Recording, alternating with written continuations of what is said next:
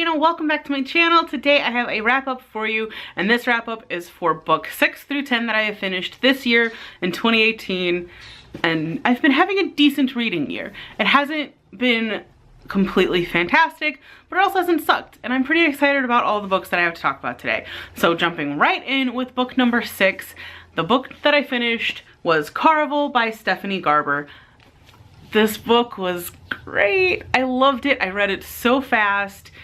It was fantastic. It was also really fun because I read this with a book club that I am in online, and all of the people in that book club are amazing and just fun to talk to. We all completely loved this. It was great. Basically, if you don't know what Carville is, it's kind of, thinking of things after it's been a while since you've read them.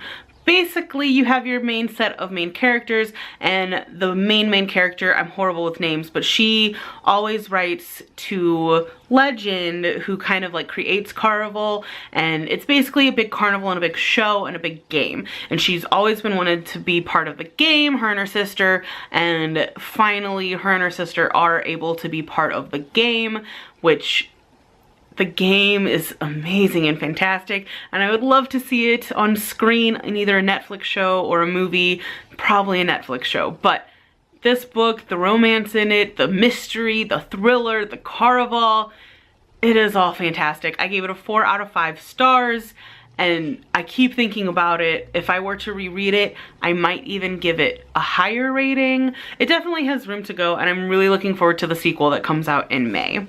Book 7 is Dragon Haven by Robin Hobb. I'm still slowly working my way through the Robin Hobb books. I love them so much. They're just kind of daunting, and we've been talking a lot in our office, and I listen to them at work on audiobook, so it's been kind of hard to get through them. And I'm currently on the Rain Wilds, the 4 sets in the Rain Wild series. Of that series, they're not my favorite, but they are pretty fun. I am finally starting to get into the characters a little bit more. They're different characters from the live ship traders, even though we do see a little bit of the live ship traders in it.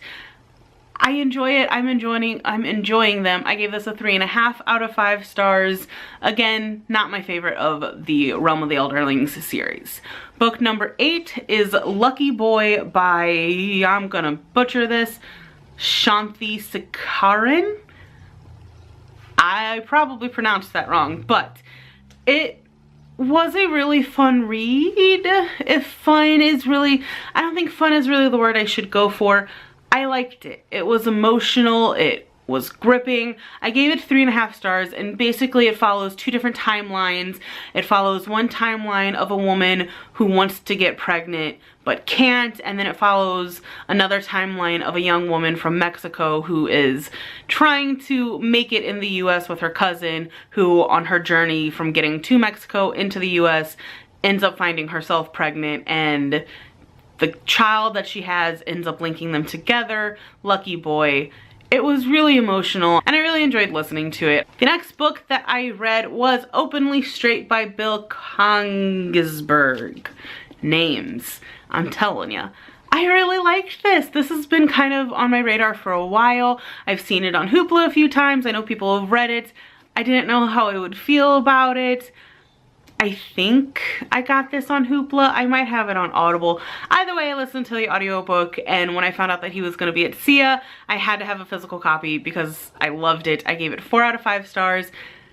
I was a little annoyed at one point. Like, the character growth in this is pretty great, and it's basically all follows our main character, Rafe, who ends up going to some sort of like private boarding school type situation, and while he is openly gay at his school back in, I believe, Utah is where he's originally from. In the new school, he doesn't tell anybody that he's gay. He just is himself. He doesn't necessarily completely hide it, but he also isn't open with anybody, and it kind of follows his struggles with keeping his secret a secret, even though it shouldn't be a secret because it's not a secret to anybody else. It gets a little confusing, and it's just, it is a really good read. I loved it. I will probably read this again at some point. It was really good. And meeting the author just made me like it so much more. In fact, when he wrote it, he asked if I was mad at the end of the book, and I was like, yes, a little bit, but honestly, Ben, the sequel kind of made up for it. And so even in this book, if it'll focus, he put, "I'm glad you're not mad anymore," which is fun. He was really fun to talk to. And the last book that I have to talk about for this part of my year of wrap-ups is 99 Days by Katy Contigo. I gave this a 3 out of 5 stars. It pretty much follows our main character and the 99 days of summer that she has and kind of her summer and things. Honestly, I don't remember too much about this. Yeah, it was not that memorable, kind of forgettable. It was cute, didn't really care at some points. I actually ended up ditching the physical book and reading the audiobook thanks to Hoopla. I liked the audiobook a little bit better, but I also feel like there are parts in it that I would have liked physically. I am excited for the sequel. I have the sequel bought on pre-order already, so hopefully I will like it better than this one. The writing style took me a little bit to get into, but I don't know.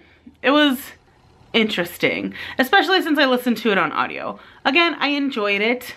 It was a fun read. I don't know if I'll ever reread it, but there it is.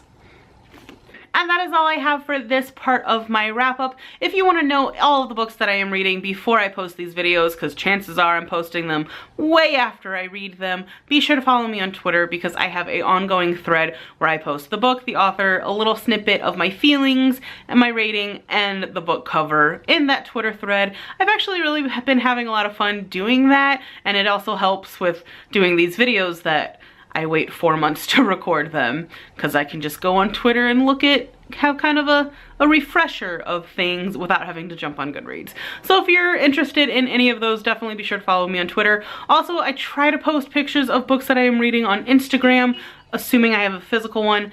But yes, that is really all I have for this. Thank you so much for watching. If you liked it, please be sure to give it a big thumbs up and subscribe for more, and I'll see you guys next time.